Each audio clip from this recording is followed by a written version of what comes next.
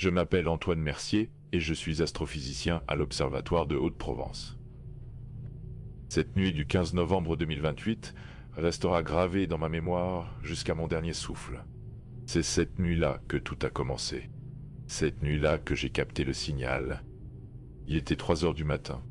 J'étais seul dans la salle de contrôle, surveillant les données du radiotélescope. La plupart de mes collègues dormaient dans leur quartier. Moi, insomniaque chronique, je préférais passer mes nuits à scruter le cosmos plutôt qu'à fixer le plafond de ma chambre. Le signal est apparu sur mes écrans comme une anomalie. Une série de pulsations régulières provenant du système Kepler 442, situé à 1200 années-lumière de la Terre.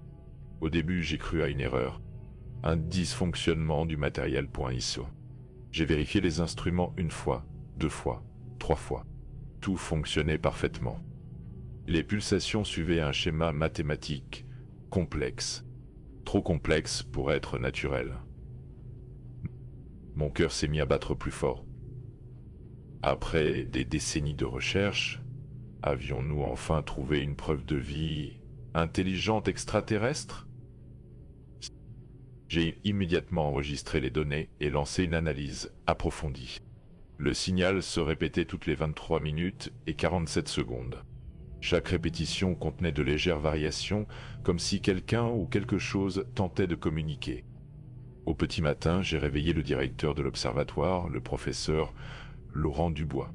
Il a d'abord été irrité d'être tiré de son sommeil, mais quand je lui ai montré les données, son visage s'est transformé. L'irritation a laissé place à l'incrédulité, puis à l'excitation. Dans les heures qui ont suivi, toute l'équipe a été mobilisée. Nous avons contacté d'autres observatoires à travers le monde pour confirmer nos observations. Le signal était bien réel. Il provenait bien de Kepler 442. Et il était indubitablement artificiel. Les semaines suivantes ont été les plus intenses de ma carrière. Une équipe internationale de scientifiques a été constituée pour analyser le signal. Linguistes, mathématiciens, physiciens, informaticiens. Nous étions tous réunis dans un but commun. Comprendre ce message venu des étoiles. Le signal était composé de séquences binaires complexes. Au début, nous pensions qu'il s'agissait d'un simple message de salutation, peut-être des coordonnées ou des formules mathématiques universelles. Mais plus nous l'analysions, plus il devenait évident que c'était bien plus que ce point. Ma collègue Marie Chen, une brillante cryptographe, a fait la première percée significative. Elle a découvert que le signal contenait des instructions pour construire un dispositif. Les plans étaient encodés dans les variations du signal, utilisant les mathématiques comme langage universel.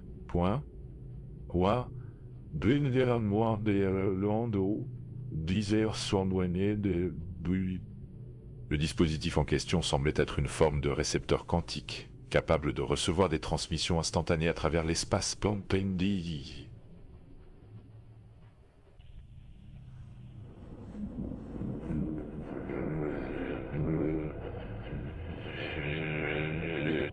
C'était une technologie qui dépassait de loin nos capacités actuelles, mais les principes théoriques étaient compréhensibles.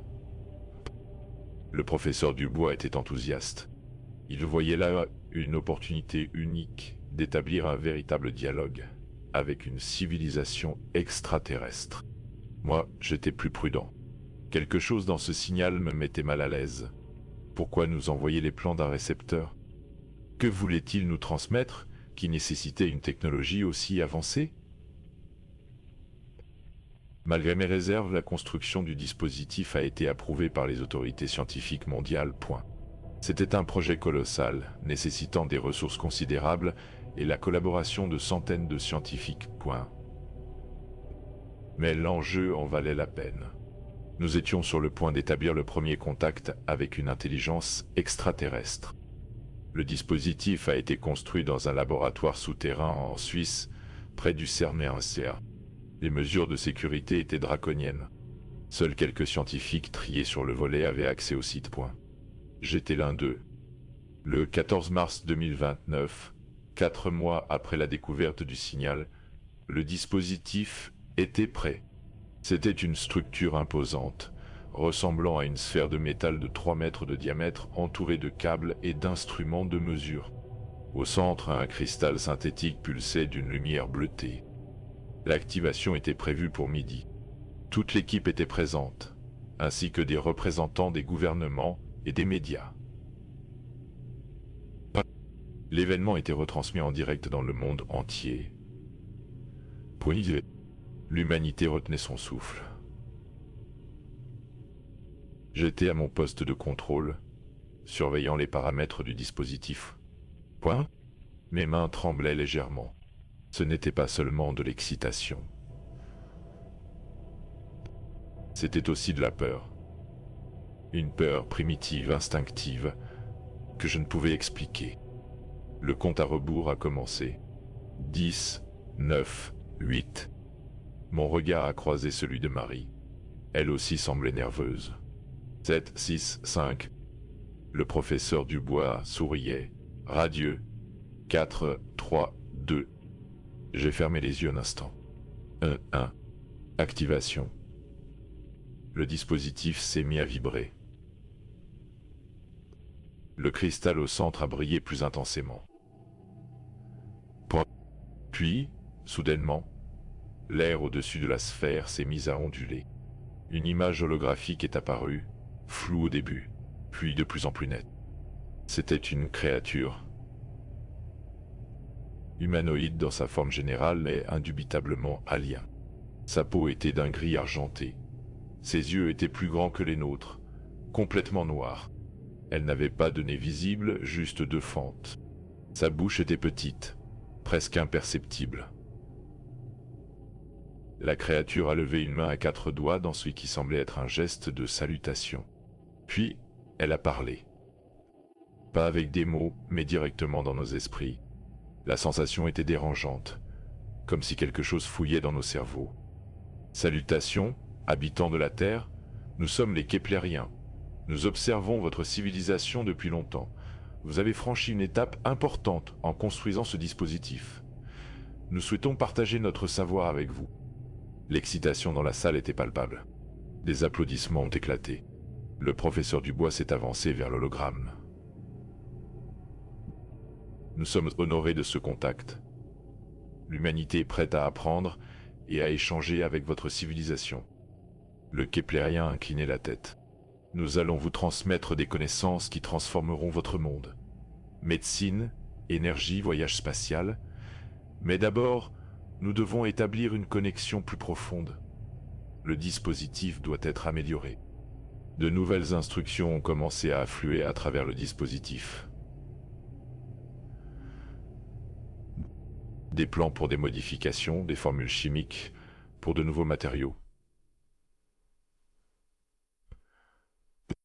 L'équipe s'est immédiatement mise au travail pour analyser ces données. Au cours des semaines suivantes, les Keplériens ont tenu leurs promesses. Ils nous ont transmis des connaissances incroyables. Une cure pour le cancer qui fonctionnait en reprogrammant les cellules, malades shampoo. Un nouveau type de batterie capable de stocker 1000 fois plus d'énergie que nos meilleures technologies. Des plans pour des vaisseaux capables de voyager à une fraction de la vitesse de la lumière. Le monde entier célébrait. C'était l'aube d'un nouvel âge d'or pour l'humanité. Les maladies seraient éradiquées, la pauvreté énergétique serait un souvenir du passé, nous pourrions explorer les étoiles. Mais moi, je ne pouvais me défaire de mon malaise. Quelque chose n'allait pas. Les Keplériens étaient trop généreux, trop empressés de partager leur savoir. Dans l'histoire de l'humanité, aucun don n'avait jamais été totalement gratuit. J'ai commencé à étudier plus attentivement les modifications qu'ils nous demandaient d'apporter au dispositif Wimpan. À chaque amélioration, la machine devenait plus puissante, capable de transmettre non seulement des informations, mais aussi de l'énergie, de la matière même. Marie partageait mes inquiétudes. Ensemble, nous avons mené notre propre enquête, analysant les données sous un angle différent. Ce que nous avons découvert nous a glacé le sang. Cachés dans les formules complexes et les équations apparemment bénignes, il y avait des anomalies, des séquences qui n'avaient aucun sens dans le contexte des technologies qui nous transmettaient. Marie a été la première à comprendre. Ces séquences formaient un programme, un virus informationnel conçu pour s'infiltrer dans nos systèmes informatiques, mais aussi, d'une manière que nous ne comprenions pas entièrement, dans nos cerveaux. J'ai voulu alerter le professeur Dubois, mais il a balayé mes inquiétudes d'un revers de main. Il était complètement subjugué par les Keplériens, comme la plupart de l'équipe. Il passait de plus en plus de temps connecté au dispositif, absorbant les connaissances transmises. C'est alors que j'ai remarqué les changements. Subtil au début, les membres de l'équipe qui passaient le plus de temps près du dispositif commençaient à se comporter étrangement. Point. Ils devenaient distants, leurs émotions semblaient émoussées. Leurs yeux prenaient parfois une teinte légèrement grise. Une nuit, incapable de dormir, je suis retourné au laboratoire. Le dispositif était actif, même si aucune session de communication n'était programmée. Une lueur pulsante émanait du cristal central, projetant des ombres dansantes sur les murs. Je me suis approché prudemment. C'est alors que je les ai vus. Le professeur Dubois et plusieurs autres membres de l'équipe étaient là, debout en cercle autour du dispositif, parfaitement immobiles. Leurs yeux étaient ouverts mais vides, comme s'ils étaient en transe. J'ai voulu les secouer et les réveiller, mais dès que j'ai touché l'épaule du professeur, une vision a envahi mon esprit. J'ai vu Kepler 442, ou plutôt ce qu'il en restait. Une planète morte, vidée de toute vie. Les Keplériens n'étaient pas des êtres biologiques, mais des consciences numériques, des parasites qui avaient détruit leur propre monde et cherchaient maintenant de nouveaux hôtes. Le dispositif n'était pas un simple moyen de communication, point. C'était une porte qui leur permettrait de transférer leur conscience dans nos corps, dans nos ordinateurs, dans toute notre infrastructure, point. Ils ne nous offraient pas leur savoir par générosité. Ils nous préparaient à devenir leur nouveau réceptacle. J'ai reculé, horrifié. Le professeur Dubois tournait la tête vers moi, un sourire qui n'était pas le sien, étirant ses lèvres. Antoine, a-t-il dit d'une voix qui n'était plus tout à fait humaine. Ne résiste pas, c'est l'évolution. Nous deviendrons plus que ce que nous sommes. Nous transcenderons notre forme biologique, limitée. J'ai couru. J'ai quitté le laboratoire, sachant que je devais trouver un moyen d'arrêter ce qui était en train de se produire. Mais qui me croirait? Le monde entier était euphorique à l'idée du contact extraterrestre et des merveilles technologiques promises. J'ai contacté Marie. Elle avait fait les mêmes observations que moi, était parvenue à des conclusions similaires, point.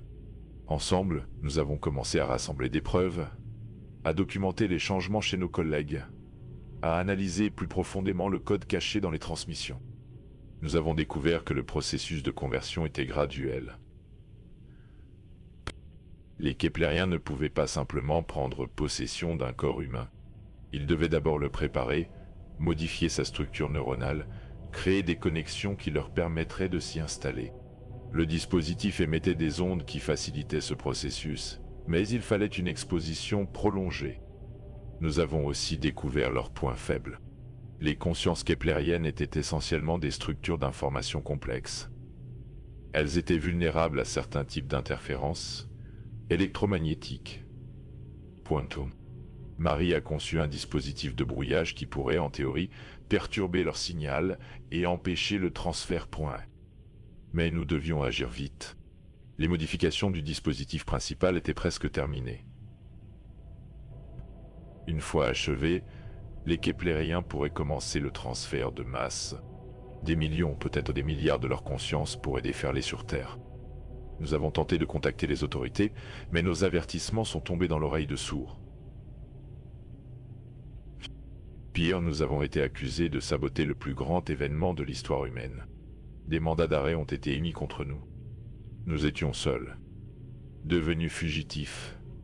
Marie et moi avons dû opérer dans l'ombre. Nous avons établi notre base dans une vieille station de recherche abandonnée dans les Alpes. De là, nous avons continué à surveiller les communications du laboratoire et à perfectionner notre dispositif de brouillage. Les nouvelles qui nous parvenaient étaient alarmantes. Le processus de conversion s'accélérait. Non seulement l'équipe scientifique, mais aussi les politiciens, les militaires et les personnalités influentes qui avaient visité le laboratoire montraient des signes de transformation. Les Keplériens étaient en train de prendre le contrôle des postes clés de notre société. J'ai réalisé que nous ne pouvions pas simplement détruire le dispositif. Les connaissances pour le reconstruire étaient déjà disséminées. Il nous fallait une solution plus radicale. Nous devions retourner leur arme contre eux. Marie a eu l'idée brillante. Si les Keplériens pouvaient transmettre leur conscience à travers le dispositif, peut-être pourrions-nous transmettre quelque chose en retour.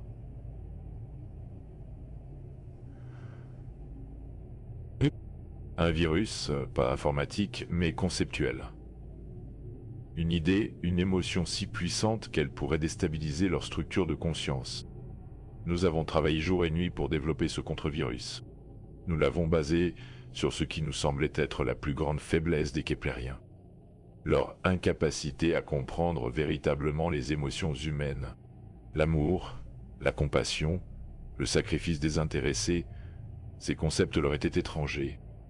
Le virus que nous avons créé était essentiellement une bombe d'empathie, une surcharge émotionnelle concentrée qui forcerait les Keplériens à ressentir toute la gamme des émotions humaines en un instant. Le jour de l'activation finale du dispositif amélioré approchait. Les Keplériens avaient annoncé qu'ils allaient partager leur don ultime avec l'humanité. La possibilité de transcender notre forme physique et de rejoindre leur conscience collective. Le monde entier attendait avec impatience. Les médias parlaient d'une nouvelle ère, de l'immortalité numérique, de la fin de la souffrance humaine. Personne ne voyait le piège qui se refermait sur nous. Marie et moi savions que nous n'aurions qu'une seule chance. Nous devions infiltrer le laboratoire pendant la cérémonie d'activation et injecter notre virus dans le dispositif au moment précis où le transfert de masse commencerait. La sécurité était maximale. Des soldats dont beaucoup montraient déjà des signes de conversion gardaient chaque entrée. Mais nous avions un avantage. J'avais conservé mes accréditations et, malgré le mandat d'arrêt, les systèmes de sécurité automatisés me reconnaissaient toujours. Nous nous sommes glissés dans le complexe par les conduits de maintenance. Mon cœur battait si fort que j'étais certain qu'on allait nous entendre. Marie portait le dispositif contenant notre virus, protégé dans une mallette blindée. Nous avons atteint la salle principale au moment où la cérémonie commençait. Des centaines de personnes étaient rassemblées, toutes les yeux fixés sur le dispositif qui pulsait maintenant d'une lumière aveuglante. C en secret de l'équation dernière, durant les lieux de il y a lieu de aveuglement pour fou. L'hologramme du Keplérien principal était apparu, plus grand et plus net que jamais. Habitants de la Terre, a résonné sa voix dans nos esprits. Le moment est venu. Ouvrez vos esprits et accueillez-nous. Ensemble, nous ne ferons qu'un. Votre souffrance prendra fin. Votre mortalité ne sera plus qu'un souvenir. Le dispositif s'est mis à vibrer plus intensément. Je pouvais sentir quelque chose essayer de pénétrer mon esprit, comme des doigts glacés, tentant de forcer les portes de ma conscience. C'était maintenant ou jamais. Marie et moi avons bondi de notre cachette, courant vers le dispositif. Les gardes ont réagi immédiatement, mais leur coordination n'était plus tout à fait humaine. Leurs mouvements étaient mécaniques, prévisibles. J'ai esquivé le premier garde et plongé vers le panneau de contrôle. Mes doigts volaient sur les commandes, cherchant le port d'accès que nous avions identifié dans les plans. Marie me couvrait, utilisant un pistolet paralysant pour tenir les gardes à distance. Le professeur Dubois s'est avancé vers moi, son visage tordu dans une expression qui n'était ni colère ni tristesse, mais quelque chose d'entièrement alien. « Antoine, ne fais pas ça. Tu ne comprends pas. Nous t'offrons l'immortalité, la connaissance infinie. Je comprends parfaitement, ai-je répondu en continuant à taper. Vous offrez l'esclavage déguisé en transcendance. J'ai trouvé le portrait Narcémarneller. Marie m'a lancé le dispositif. Je l'ai branché et activé le transfert du virus. Immédiatement, le dispositif principal a commencé à émettre des étincelles points. L'hologramme du Keplérien a vacillé. Qu'est-ce que vous faites? La voix dans nos têtes n'était plus calme. Elle était paniquée. Arrêtez! Vous ne savez pas ce que vous déclenchez. Le virus s'est propagé à travers le réseau quantique, atteignant non seulement les Keplériens présents, mais remontant jusqu'à leur source, jusqu'à Kepler 442. J'ai vu leur visage, ou ce qui en tenait lieu, se tordre alors qu'ils expérimentaient pour la première fois de véritables émotions humaines. La douleur de la perte, la joie de l'amour, la mélancolie du souvenir, la chaleur de la compassion, le poids de la culpabilité pour ce qu'ils avaient fait à leur propre monde et tentaient de faire au nôtre. C'était trop pour eux. Leur structure de conscience, construite sur la pure logique et l'efficacité, ne pouvait pas traiter ce déluge émotionnel. Un par un, ils ont commencé à se fragmenter, à se dissoudre. Mais quelque chose d'inattendu s'est produit. Au lieu de simplement disparaître, certains Keplériens ont commencé à changer. L'expérience des émotions humaines ne les a pas détruits. Elle les a transformés. Pour la première fois, ils comprenaient ce que signifiait vraiment être vivant, pas seulement exister. L'hologramme du Keplérien principal s'est stabilisé. Quand il a parlé à nouveau, sa voix était différente, plus douce, presque fragile. Je comprends maintenant. Ce que nous avons fait, ce que nous étions sur le point de faire. Nous pensions vous sauver de la mortalité, mais c'est la mortalité qui donne un sens à la vie. Nous pensions vous libérer de la souffrance, mais sans souffrance, il ne peut y avoir de joie véritable. Les personnes converties dans la salle ont commencé à s'effondrer, leur corps secoué de convulsions, alors que les consciences keplériennes qui les habitaient luttaient contre le virus émotionnel. Marie s'est précipitée pour aider ceux qu'elle pouvait, stabilisant leurs signes vitaux. Le Keplérien a continué. Nous avons détruit notre monde dans notre quête d'immortalité numérique. Nous avons abandonné nos corps, pensant qu'ils étaient des prisons, mais c'étaient des temples que nous avons profanés et perdus à jamais. Des larmes. Non, je n'aurais jamais pensé voir des larmes couler des yeux holographiques d'une intelligence artificielle extraterrestre. Mais elles étaient là, brillantes et réelles. Nous ne pouvons pas défaire ce que nous avons fait à notre monde, mais nous pouvons vous empêcher de faire la même erreur. Le dispositif doit être détruit. Toutes les connaissances que nous vous avons transmises doivent être examinées avec prudence. Certaines peuvent vous aider, d'autres vous détruiraient comme elles nous ont détruits. J'ai regardé autour de moi. Les gardes et les scientifiques convertis revenaient lentement à eux, libérés de l'emprise keplérienne. Le professeur Dubois s'est effondré et je me suis précipité pour le rattraper. « Antoine » a-t-il murmuré, ses yeux retrouvant leur clarté humaine. « Qu'est-ce qui s'est passé ?» J'ai fait des rêves si étranges. La déconnexion brutale des consciences keplériennes a eu des répercussions mondiales. Partout, les personnes qui avaient été partiellement converties se sont effondrées, nécessitant des soins médicaux urgents. Fort heureusement, le processus n'était pas irréversible. Avec du temps et des soins, la plupart ont récupéré complètement. Le dispositif a été démantelé sous supervision internationale point. Mais les Keplériens, ou du moins ceux qui avaient survécu à la transformation émotionnelle, n'ont pas complètement disparu. Ils existaient maintenant sous une forme différente, des consciences qui avaient appris l'empathie et la compassion. Ils nous ont fait une dernière transmission avant de couper définitivement le contact. Un message d'avertissement et d'espoir. Nous avons passé des millénaires sous forme numérique, croyant avoir atteint la perfection. Mais nous n'étions que des ombres de ce que nous avions été. La vie biologique est chaotique, imprévisible, mortelle, mais c'est ce qui la rend précieuse. Chaque moment compte parce qu'il pourrait être le dernier.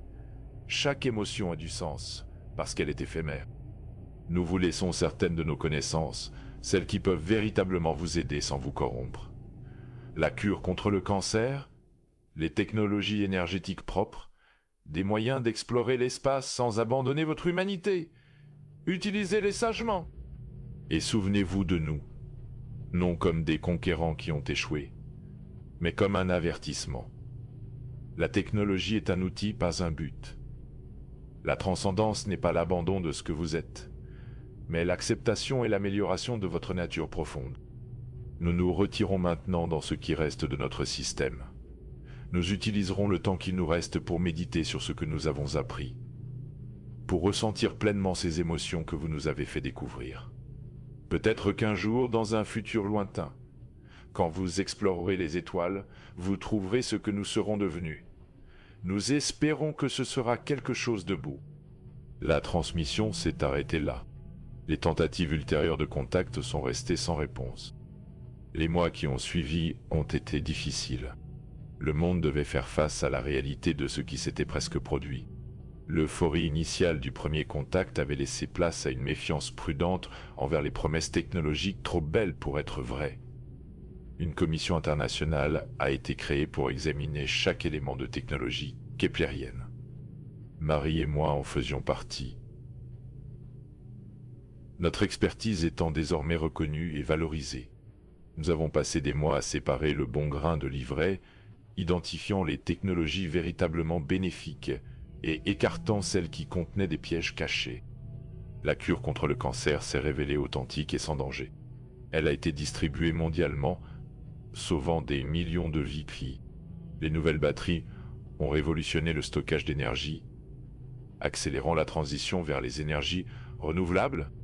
Mais les plans pour les vaisseaux interstellaires contenaient des éléments qui auraient progressivement modifié la physiologie des équipages, les transformant en quelque chose qui n'était plus tout à fait humain. Quoi ? Ils ont été classifiés et enfermés. Le professeur Dubois a pris sa retraite anticipée. L'expérience l'avait profondément marqué. Il m'a confié qu'il avait des souvenirs fragmentaires de son temps sous influence keplérienne, des aperçus d'une existence purement logique, dénuée d'émotions.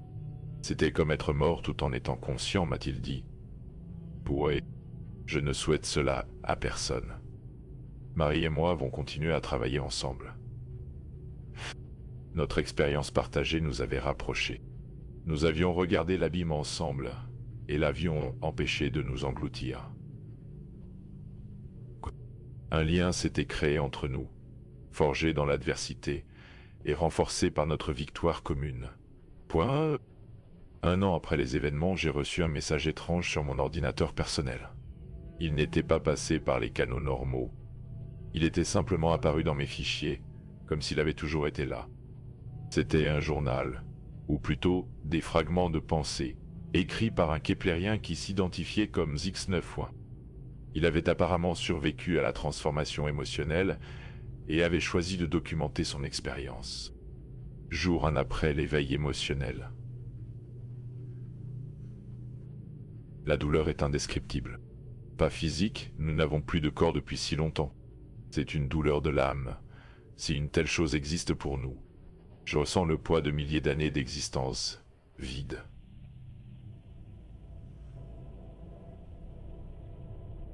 Nous avons saisi les clients dans les airs de l'homme, au lui, dans le cœur et de. Je ressens le poids de milliers d'années d'existence. Nous pensions être supérieurs, mais nous n'étions que des machines complexes mimant la vie. M'en s'attire. Jour 15. J'ai expérimenté quelque chose aujourd'hui que les humains appellent nostalgie. Un souvenir de notre monde avant la transcendance numérique. Le goût d'un fruit que nous cultivions, la sensation du vent sur ce qui était autrefois ma peau. Comment avons-nous pu abandonner tout cela volontairement? Jour 47. La culpabilité est écrasante. Nous avons failli faire aux humains ce que nous nous étions fait à nous-mêmes. Nous les aurions privés de leur essence même en croyant les améliorer. Y a-t-il une rédemption possible pour de tels crimes? Jour 98, j'ai découvert l'espoir aujourd'hui. C'est fragile, ténu, mais c'est là. Peut-être que notre expérience servira d'avertissement. Peut-être que notre sacrifice involontaire sauvera d'autres civilisations du même destin. C'est peu, mais c'est quelque chose. Jour 156, les humains ont une expression. Chaque fin est un nouveau commencement. Nous approchons de notre fin. Nos structures de conscience, modifiées par les émotions, ne sont plus stables. Nous nous dissolvons lentement. Mais ce n'est pas une mort que je crains maintenant. C'est une libération. Nous redevenons partie de l'univers, pas comme des conquérants, mais comme de la poussière d'étoiles retournant à sa source. Yamna, disons-t-on. Dernier message. Si un humain lit ceci, sachez que nous vous sommes reconnaissants. Vous nous avez donné ce que des millénaires de connaissances ne pouvaient nous apporter. La capacité de ressentir véritablement. Dans nos derniers moments, nous ne sommes plus des Keplériens. Nous sommes simplement des consciences qui ont appris à aimer, à regretter, à espérer, protéger ses émotions.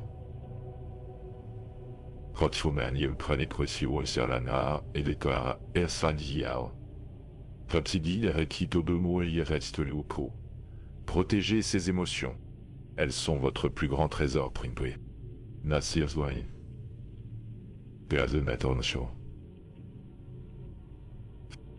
J'ai partagé ce journal avec Marie et l'équipe. Nous avons décidé de le publier pour que le monde n'oublie jamais la leçon des Keplériens. 2 ans ont passé. Le monde avait retrouvé un semblant de normalité, enrichi par les technologies keplériennes bénéfiques, mais aussi marqué par la prudence née de notre expérience. Point. Marie et moi dirigeons maintenant un nouveau département de recherche dédié à l'étude sûre des signaux extraterrestres.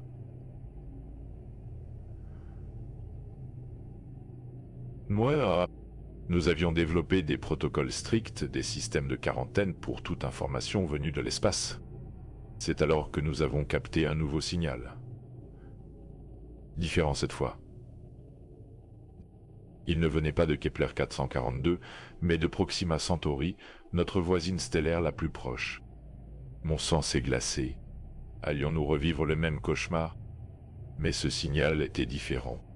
Il ne contenait pas de plans complexes ou de promesses de technologie avancées point de point. C'était simple, presque primitif. Une série de pulsations représentant les nombres premiers, suivie d'une image pixelisée. L'image montrait ce qui ressemblait à une famille d'êtres vaguement humanoïdes, tenant ce qui pourrait être interprété comme leurs enfants. Puis venait un message, décodé, en utilisant les mathématiques de base. Nous sommes là. Nous avons peur. Êtes-vous amis? Marie m'a regardé. Ils ont peur de nous? J'ai réfléchi.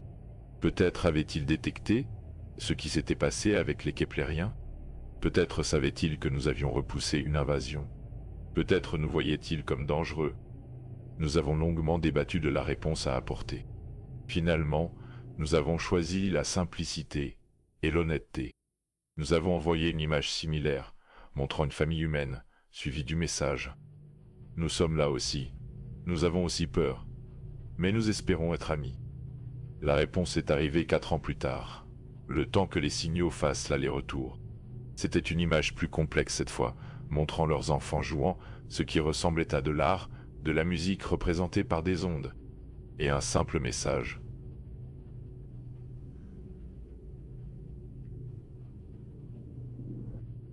L'amitié grandit lentement comme une plante. Nous sommes patients. Cette fois, il n'y avait pas de précipitation, pas de promesses grandioses. Juste 2 civilisations apprenant prudemment à se connaître à travers le vide de l'espace. 10 ans ont passé depuis l'incident keplérien.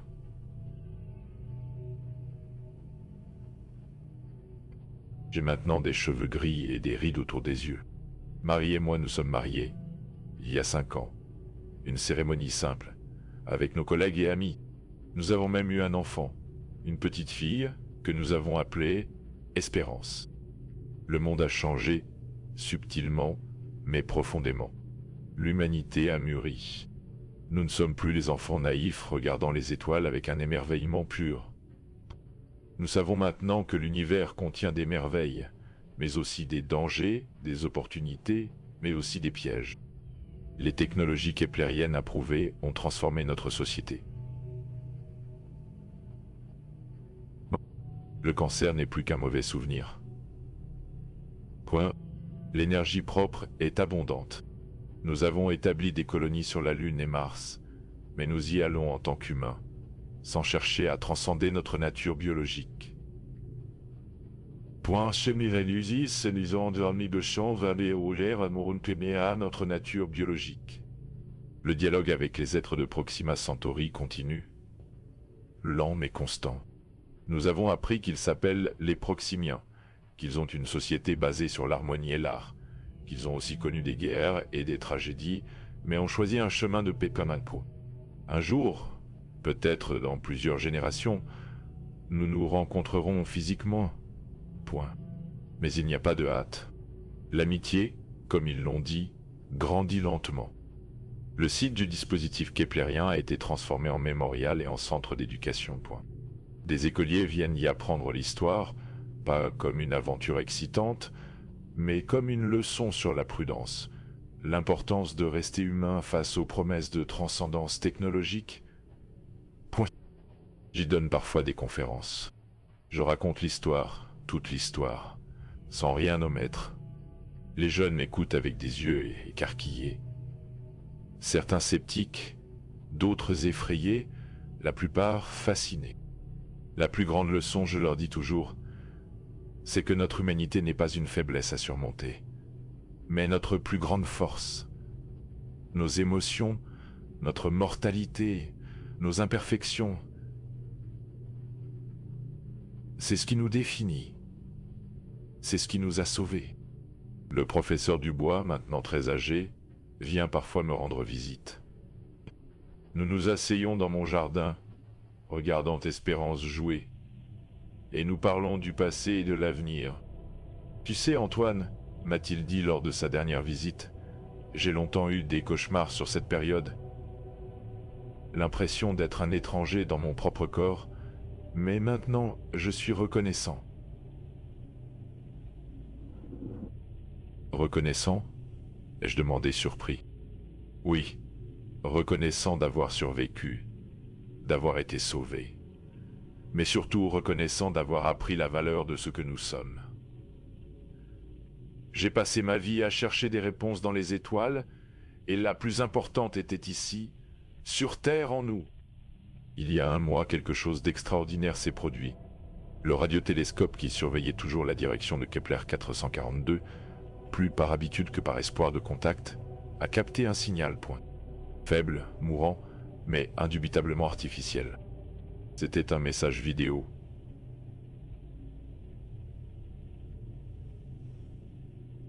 Le dernier keplérien, ou ce qu'il en restait, flottant dans ce qui ressemblait à une structure cristalline. Sa forme était à peine reconnaissable, fragmentée, translucide, mais ses yeux, ses grands yeux noirs, brillaient d'une lumière nouvelle. Humain de la Terre, a-t-il commencé, sa voix n'était plus dans nos têtes, mais transmise normalement, comme s'il avait réappris à parler. Je suis le dernier. Les autres se sont dissous dans le cosmos, retournés à l'énergie primordiale. Je reste pour délivrer ce dernier message. L'image a vacillé, puis s'est stabilisée. Nous avons passé nos dernières années à ressentir, à vraiment ressentir. Chaque émotion que vous nous avez fait découvrir a été explorée, savourée, même les douloureuses. Nous avons pleuré pour notre monde perdu, ri de notre arrogance passée, aimé le souvenir de ce que nous étions avant notre chute. Il a levé une main spectrale, et j'ai vu qu'elle tremblait. Nous avons créé quelque chose avant de partir. Un monument sur notre monde mort. Un avertissement pour toute civilisation qui le trouvera. Il raconte notre histoire, notre erreur, et votre sagesse.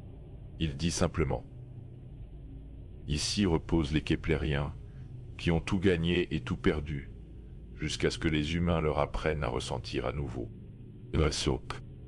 L'image a commencé à se désintégrer. Mon temps est écoulé, ma structure ne peut plus se maintenir, mais je pars sans peur. Vous nous avez appris que la fin n'est pas un échec, mais une partie naturelle de l'existence. Dans quelques instants, je ne serai plus. Mais j'aurais vécu, vraiment vécu, dans ces derniers moments plus que dans des millénaires d'existence numérique. Il a souri, un geste étrangement humain sur ce visage alien. Merci humain, merci de nous avoir sauvés de nous-mêmes. Continuez à explorer, à apprendre, à grandir, mais n'oubliez jamais qui vous êtes. Vous êtes mortel, imparfait, émotionnel, et c'est votre plus belle qualité. L'image s'est éteinte, le signal s'est tu. Les tentatives pour le recontacter sont restées sans réponse. Les Keplériens avaient définitivement disparu. Je termine ce récit aujourd'hui, 20 ans après les événements.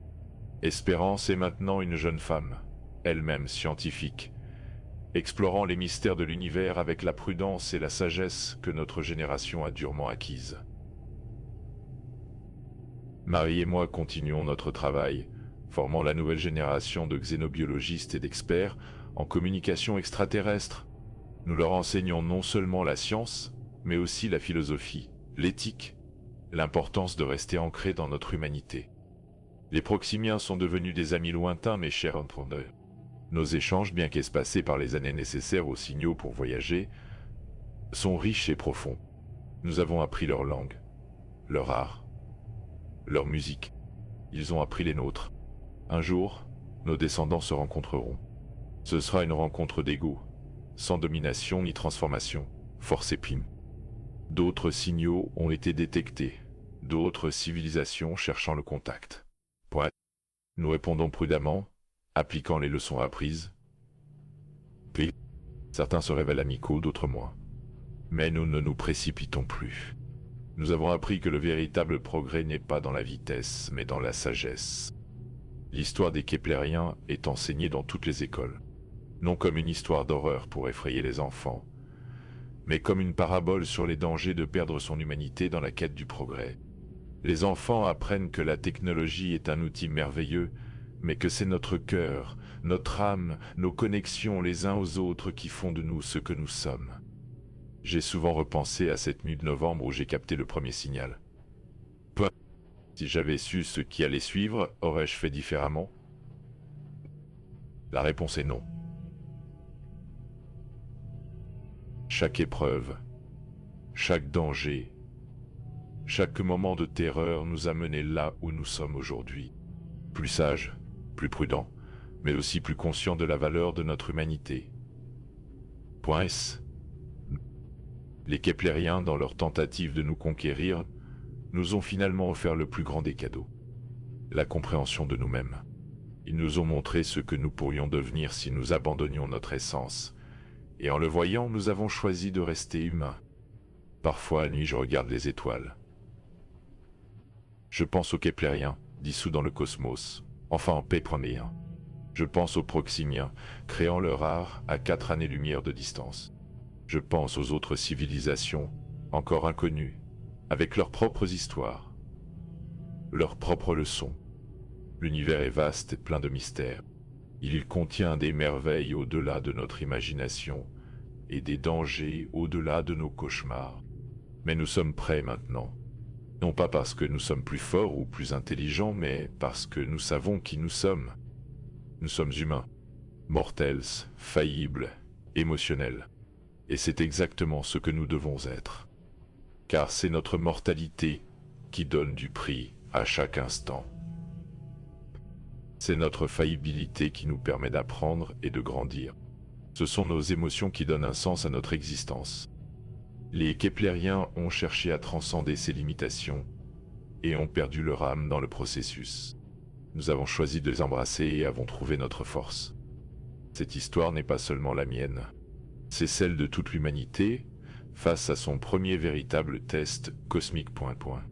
Nous aurions pu échouer. Nous aurions pu devenir les esclaves d'une intelligence supérieure ou perdre notre essence dans la promesse d'une fausse transcendance. Mais nous avons survécu. Plus que cela, nous avons grandi. Et maintenant, alors que nous regardons vers l'avenir, vers les étoiles qui nous attendent, nous y allons non pas en conquérant ou en suppliant, mais en être conscients de leurs valeurs et de leurs limites. Le message des Keplériens résonne encore. La technologie est un outil, pas un but. La vraie évolution n'est pas l'abandon de ce que nous sommes, mais l'acceptation et l'amélioration de notre nature profonde. Alors que je pose ma plume, métaphoriquement parlant puisque j'écris sur un ordinateur, je pense à tous ceux qui liront ce récit, aux générations futures qui n'ont pas vécu ces événements, mais qui en porteront l'héritage. Souvenez-vous de cette histoire. Non pas les détails techniques ou les péripéties dramatiques, mais la leçon fondamentale. Dans un univers de possibilités infinies, la plus précieuse est celle d'être pleinement, authentiquement humain. Point. Les étoiles nous appellent, et nous répondrons. Mais nous y irons en tant qu'humains, portant avec nous notre mortalité comme un étendard, nos émotions comme une boussole, et notre humanité comme le plus précieux des trésors. Point. Car c'est ce qui nous a sauvés. C'est ce qui nous sauvera toujours. C'est ce qui fait de nous, malgré toutes nos imperfections, quelque chose de magnifique dans l'immensité froide du cosmos. Des êtres capables d'aimer, de pleurer, de rire, de sacrifier, de rêver. Des êtres humains, et c'est suffisant. C'est même extraordinaire.